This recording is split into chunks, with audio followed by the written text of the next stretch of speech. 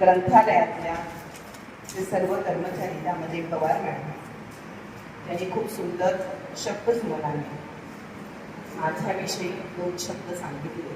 याबद्दल मी त्यांना कृतज्ञता त्यांच्याबद्दल व्यक्त करते. छान माझ्याबद्दल खूप छान सांगितलं. मला खूप बरं वाटलं.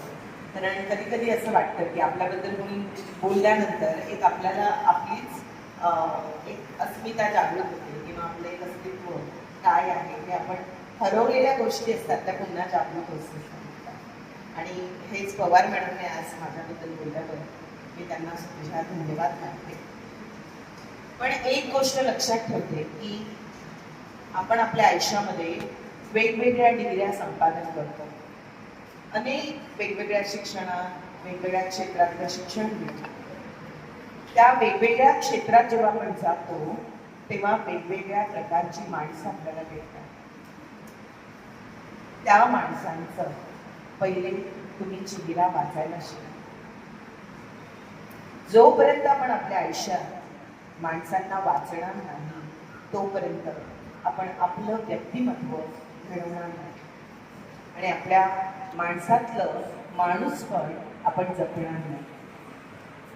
आपल्या आयुष्यामध्ये जन्मापासून मृत्यूपर्यंत माणसाला एकदाच जन्म मिळतो. तो कारणी लावायचा असतो.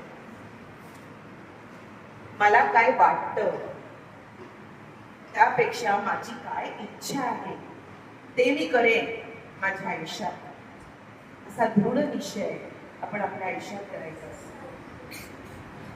आणि ते करत असताना कदाचित आपल्याला यश येतं, कधी अपयश येतं, कधी आपण अपमानित देखील होतो.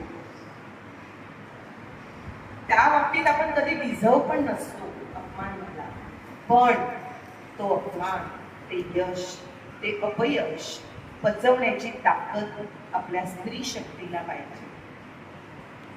तरच खऱ्या अर्थाने ही स्त्री ही आद्यशक्ती म्हणू शकते. बरोबर ना? कारण अपयश हीच यशाची पहिली पायरी आहे. लक्षात घ्या. प्रत्येक गोष्ट माझं चांगलंच होईल असं कधीही नसतं. आणि मला असं वाटतं, मला पूर्ण दृढ विश्वास आहे की ज्याच्या आयुष्यात खडतर जीवन असतं, ज्याच्या आयुष्यात स्ट्रगल असतं, मला असं वाटतं तोच खरा माणूस बनतो. आणि तीच खरी परिस्थिती माणसाला माणूस घडवण्यासाठी शिकवत असते. आपल्या पालकांनी आपल्याला कितींदा